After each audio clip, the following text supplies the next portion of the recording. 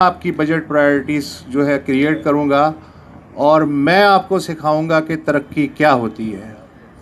और हम में इतनी सख्त नहीं होती कि उनसे खड़े होकर सवाल कर सकें कि तुझे क्या पता, तू यहाँ कितने दिन रहा है, तू किस बुनियाद पे यहाँ का फ़ैसला कर रहा है। ये ट्रेजेडी LBOD RBOD की नहीं है। ये जो मुल्क बना है ये इसी ट्रेजेडी की वजह से बना है। एक रेड क्लिफ आता है जिसने कभी हिंदुस्तान की सरजमीन पे कदम नहीं रखा, वो फुटा और स्केल लेके हिंदुस्तान को काट के रख देता है। मकामी लोग चाहे सरहद के उस तरफ हों या इस तरफ हों, वो चीखते हुए रह जाते हैं कि तू क्या कर रहा है।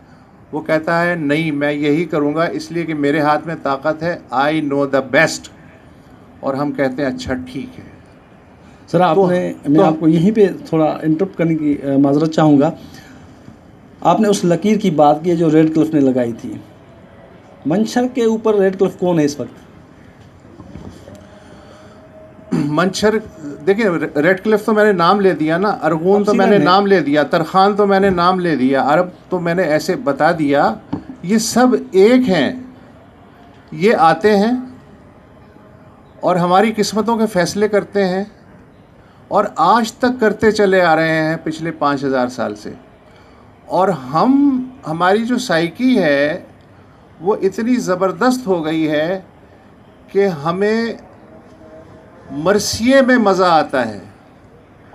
इस वक्त हम क्या कर रहे हैं, इस वक्त हम मरसिया ही पढ़ रहे हैं ना कि मंशर थी, मंशर क्या होगी इसका आइडिया हमें नहीं है।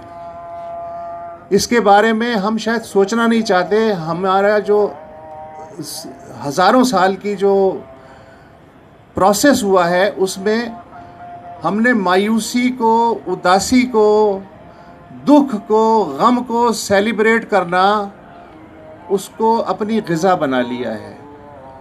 हम सब उसमें शामिल हैं। मसलन मेरा दोस्त हसन दर्स लिखता है, सारी सिंध प्रेह जो पाछो।